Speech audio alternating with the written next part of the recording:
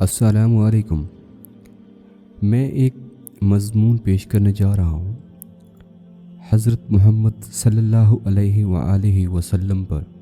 اسلام کے ظہور سے پہلے اہل عرب کی حالت بہت خستہ تھی۔ لوگ جاہل اور وحشی تھے۔ کہیں آگ پوجا ہوتی تھی تو کہیں ستاروں کی، کسی کو تعویذ گنڈے پر اعتقاد تھا اور تو کسی کو رمل اور فال پر۔ ہر قبلہ اپنے اپنے بت کو خدا مانتا تھا۔ ہر گھرانہ اپنے خدا کو چار دیواری میں قید رکھتا۔ کبھی مکہ مکرمہ میں بیت اللہ خدا کا گھر ہے، 360 بت تھے۔ لوگ درختوں کو سجدے کرتے تھے، قبروں پر ناک رگڑتے تھے۔ جا بجا فتنہ و فساد بپا رہتا۔ امن و سکون کا نام بھی نہ تھا۔ ذرا ذرا سی بات پر سالوں لڑائیاں چلتی رہتی تھی۔ نہ قانون تھا، نہ انصاف، لوٹ مار کا بازار گرم رہتا تھا۔ جوا عام تھا، شراب کو ماں کے دودھ سے زیادہ سمجھا جاتا تھا۔ ننھی بچیوں کو زندہ زمین میں دفن کر دیا جاتا تھا۔ غرض سرزمین عرب میں چاروں طرف اندھیرا ہی اندھیرا تھا۔ ایسے میں خداوند تعالیٰ ذات پاک نے اپنی رحمت کے دروازے کھولے۔ ایمان کی راہ سے بھٹکے ہوئے لوگوں کی ہدایت کے لیے سرور کائنات حضرت محمد صلی اللہ علیہ وآلہ وسلم کو اس دنیا میں بھیجا۔ آپ مکہ معظمہ کی نہایت ممتاز خاندان قریش حضرت عبداللہ بن عبد المطلب کے گھر 570 میں پیدا ہوئے۔ آپ کی ولادت سے 2 ماہ پہلے ہی آپ کے والد کا انتقال ہو چکا تھا۔ 6 برس کی عمر میں آپ کی والدہ ماجدہ بی بی آمنہ بھی وفات پا گئیں۔ چنانچہ آپ کی پرورش آپ کے دادا عبد المطلب کے ذمہ آئی۔ لیکن 2 سال بعد دادا کا سایہ بھی سر سے اٹھ گیا۔ اس پر حضور صلی اللہ علیہ وآلہ وسلم کے چچا ابو طالب آپ کے سرپرست بنے۔ بچپن کے مصائب حضرت صلی اللہ علیہ وآلہ وسلم کے حوصلوں کو ڈھا نہ سکے۔ دراصل حکم الہی نے آپ کی تقدیر میں قوم کی جو پانی لے کر رکھی تھی، چنانچہ بعد میں وہ بنی نوع انسان کے ہادی اعظم بنے۔ جوان ہوئے تو آپ نے ایک امیر بیوہ ختیجہ کے ملازمت اختیاری کی۔ آپ نے اپنے فرائض اس خاص اسلوبی کے ساتھ انجام دیے کہ حضرت ختیجہ نے آپ کو شادی کا پیغام بھیجا۔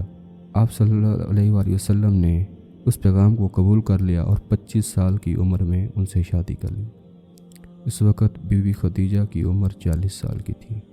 حضرت صلی اللہ علیہ وآلہ وسلم کے اخلاق و اطوار شروع سے ہی نہایت شستہ تھے۔ آپ زبان کے میٹھے اور دل کے ساتھ تھے، کبھی جھوٹ نہ بولتے تھے۔ اسی وجہ سے آپ کو صادق اور امین کا لقب ملا۔ ان کے مزاج میں تحمل کوٹ کوٹ کے بھرا تھا۔ دشمن کے ساتھ بھی نرمی اور خوش اسلوبی کے ساتھ پیش آتے تھے۔ رحم و کرم کے پتلے تھے، کسی سے کبھی انتقام نہ لیا، نہ کسی کے لیے بد دعا کی۔ فقیر اور درویشی کی زندگی بسر کرتے، راحت و آسائش سے کوسوں دور رہتے۔ سارے عرب کے تاجدار تھے، مگر بورے پر سوتے اور کھجوریں کھا کر گزارا کرتے تھے۔ عبادت کا یہ حال تھا کہ ساری رات یاد الہی میں گزار دیتے۔ بت پرستی سے آپ کو سخت نفرت تھی۔ شہر سے باہر غار ہیرا میں عبادت میں زیادہ وقت گزارتے تھے۔ اسی غار میں آپ پر وحی نازل ہوئی۔ حضرت جبرائیل علیہ السلام نے بشارت دی کہ خدا نے آپ کو دنیا کی ہدایت کے لیے چن لیا اور اپنا پیغمبر بنایا ہے۔ اسی وجہ سے آپ کو محمد مصطفیٰ کہتے ہیں۔ اس بشارت کے وقت آپ کی عمر 40 سال کی تھی۔ آپ نے اپنے نبی ہونے کا اعلان کیا اور اپنی قوم میں اسلام کی تبلیغ شروع کر دی۔ آپ کی تعلیم یہ تھی کہ خدا کی ذات تو واحد لا شریک ہے، وہی سب کو پیدا کرنے والا اور رزق بچانے والا ہے۔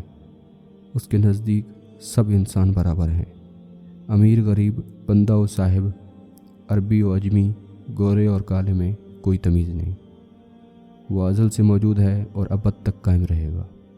ہر انسان پر اس کی عبادت کرنی چاہیے۔ محبت و مساوات انسانیت کی دلیل ہیں۔ پڑوسی کو ستانا بدی ہے۔ بدی اور ظلم کا انجام دوزخ کی آگ اور نیکی اور محبت کا پھل جنت ہے۔ ذات پات اور اونچ نیچ کے جھگڑے شیطان نے پیدا کیے۔ خدا کی ذات کے ساتھ کسی اور وجود کو ساجی یا شریک بنانا کفر ہے۔